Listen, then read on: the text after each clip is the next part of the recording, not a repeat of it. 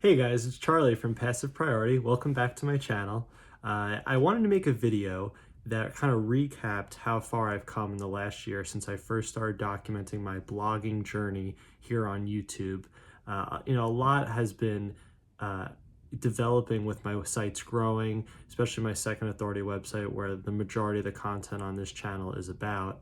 But it kind of wasn't all sunshine and rainbows throughout this journey. This project did have a lot of hiccups throughout the way, and kind of my previous project taught me a lot of things, as well as show me the mistakes that happened on that site, so I could kind of correct those type of things to make sure that this second authority website would be more of a success. I recently did post my income report for December.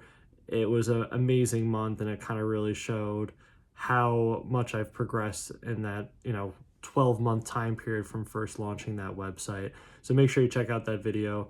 But today's video is going to be about how I achieved 150,000 organic sessions. It's a huge milestone. The site has been a great success, but it's not as easy sometimes as just putting up these fancy titles and achieving these great numbers and sharing that part of the journey. The other part of it, most of that part, is actually not achieving those numbers, not having that type of success. So I kind of want to walk through a couple steps that caused me to get to where I was today with this site, recapping some of my past experiences and my plans going forward. So let's jump right in. Step one was making my first site. So April of 2020 was when I first started getting back into blogging and trying to make websites and make some money on the side. I built a website with WordPress, understood the basics of how to get it up and running. And soon enough, I realized, okay, I have a good idea for a site. I had a good domain name. I did all of that. It was a hobby niche of something I enjoyed doing.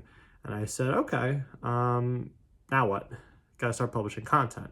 So the first thing I realized was, it seems like the only way to make money with these sites is through affiliate programs. Oh, Amazon affiliates, that sounds great. Oh, do I really want to spend my time writing blog posts about product reviews?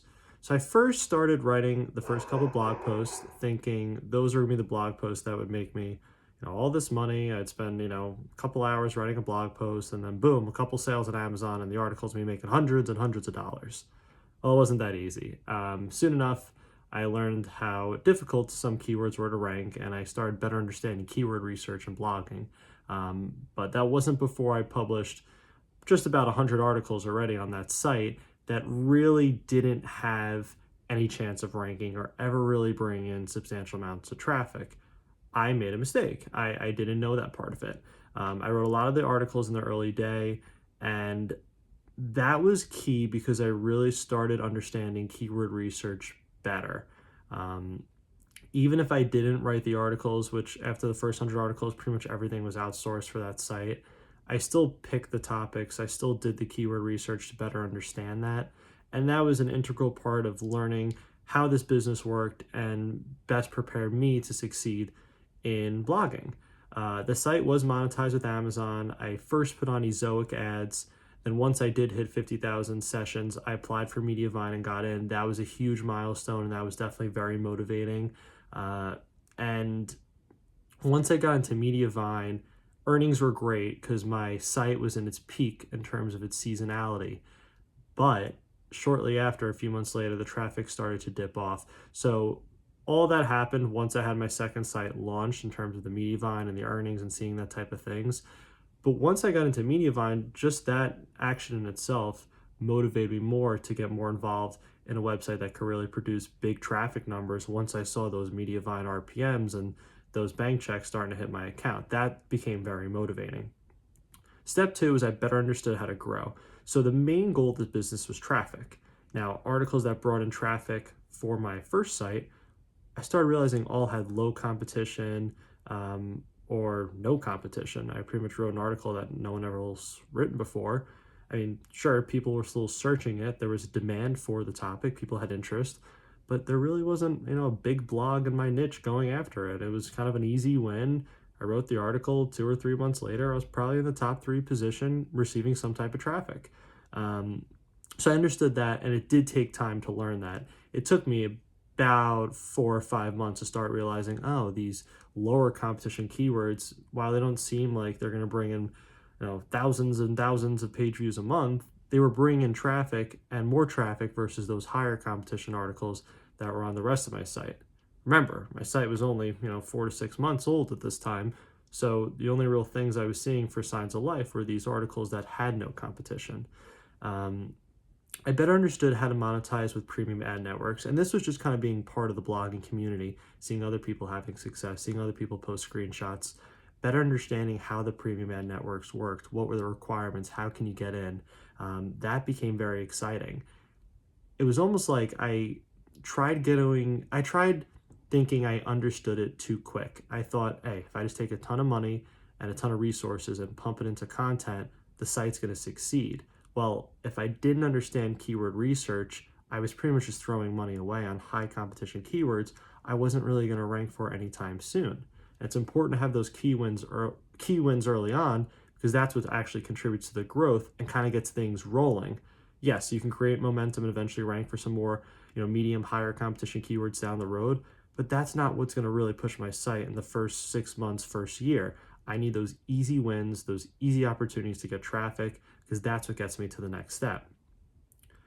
After I understood this, I realized my first site wasn't a failure, but it wasn't a great success that I was expecting. It didn't have hundreds of thousands of page views. It didn't have all this type of traffic and earnings associated with it. I was making a couple $100 a month on Amazon, and I was making just about 4 figures a month on Mediafine, which was great. It was all good stuff for my first site. But I wanted to kind of approach this business and picking a niche that wasn't seasonal, had a ton of opportunities to write about different pieces of content within the informational space, and something that I could really scale. So then I realized, what if I took a chunk of money that I saved up and I went solely into content, put all the money into content and really try and grow the site based on informational keywords that were about 1,000 words. So I did a ton of keyword research and I went after these phrases that were just basic response posts, answering questions that people had about my niche in concise, well-formatted, easy to read articles. The key part of that was I didn't want this to be lower quality pieces of content. I wanted to really hire good writers. This is when I went to websites where freelancers submit their applications to become your writer on a site like Upwork, and I went through 10, 20, 30, 40, 50 writers to find the 3, 4, or 5 that I really wanted to start working with, and I started outsourcing the format for what I wanted for an article to see who could write it the best. Slow enough, I started hiring writers, and that was a key to saying, okay, now I have writers, now I have money to start putting into it, let's see if we can make this work. But the math made sense. If I invested $20,000 into content, I wanted to see, okay, what type of return am I going to see from that?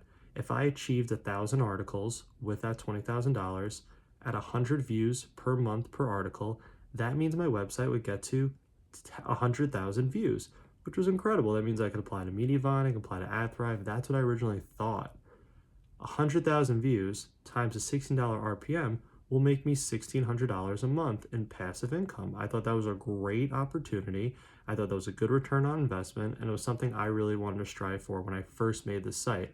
And if you go back on my channel from January and February this time last year, you can see all the videos I made talking about this goal and my intention and my big aspirations. This is what I was thinking. This was my thought process. It made sense, and I thought it was going to work.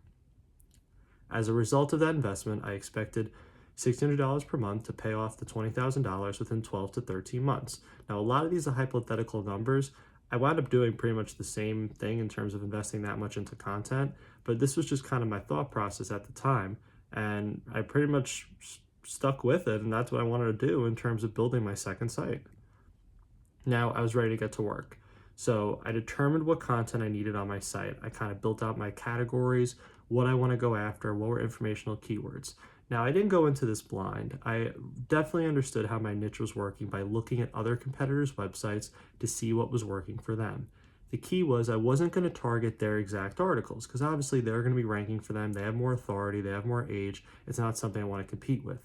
But I understood how they went after those articles and their thought process behind it. And that made me think about different categories and clusters that I could build out to really bring in substantial amounts of traffic. And that's what I did. I use keyword research tools such as Ubersuggest, Ahrefs, as well as even just Google Auto Suggest, just to find phrases that were related to other phrases I was already, pulling in, outsourcing to writers. It became simple. Changing a couple words, changing a couple modifiers, gave me another basic article that was 1,000 words that people were Googling, but it was a whole different topic altogether within my niche. So that was very easy to do, and that was something that really helped my site.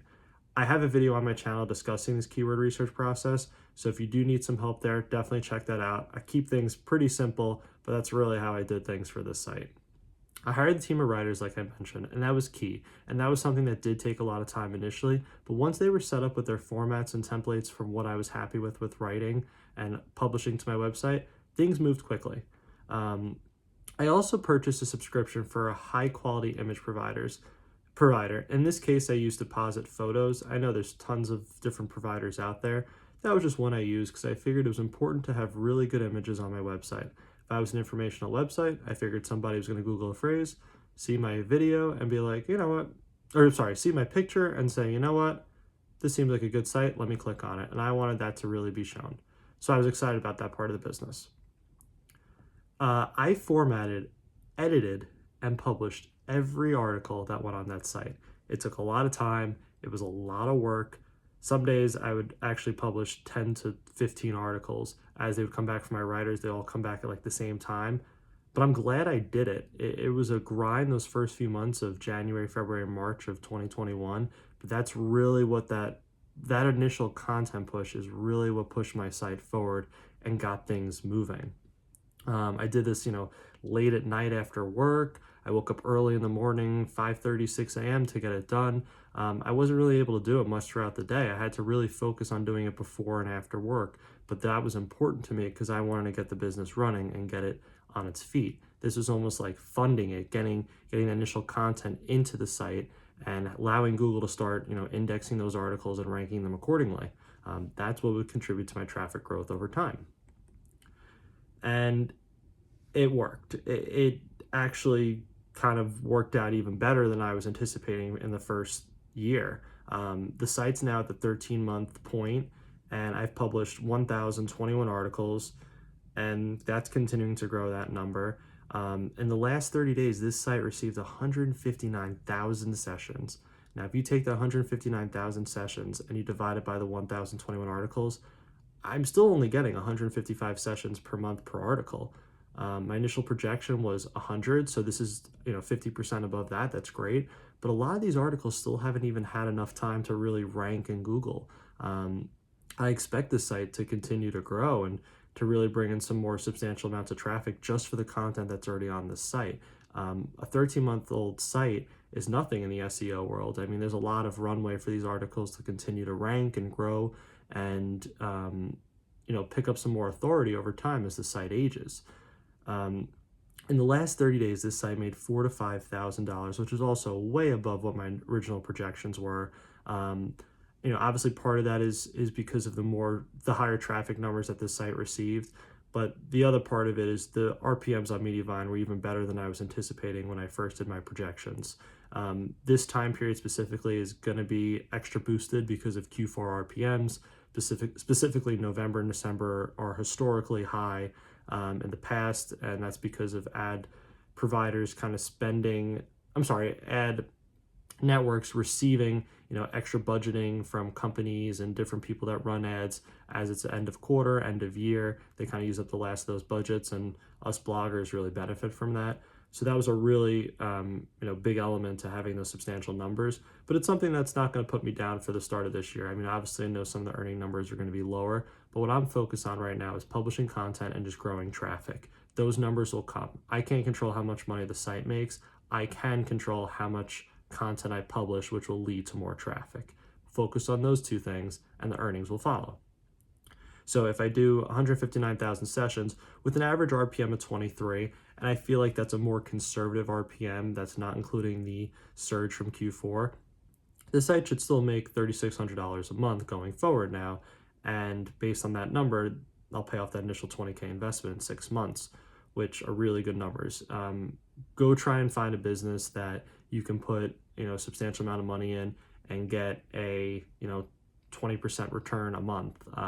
There's no such thing. I mean, there's not that many out there. A lot of them are sketchy. A lot of them don't make sense. This is building a business with no overhead costs outside of hosting and a domain. I mean, obviously, I'm outsourcing content, but you don't even have to do that. You can write your own content. You can build it from the ground up and just pretty much have your own sweat equity into it.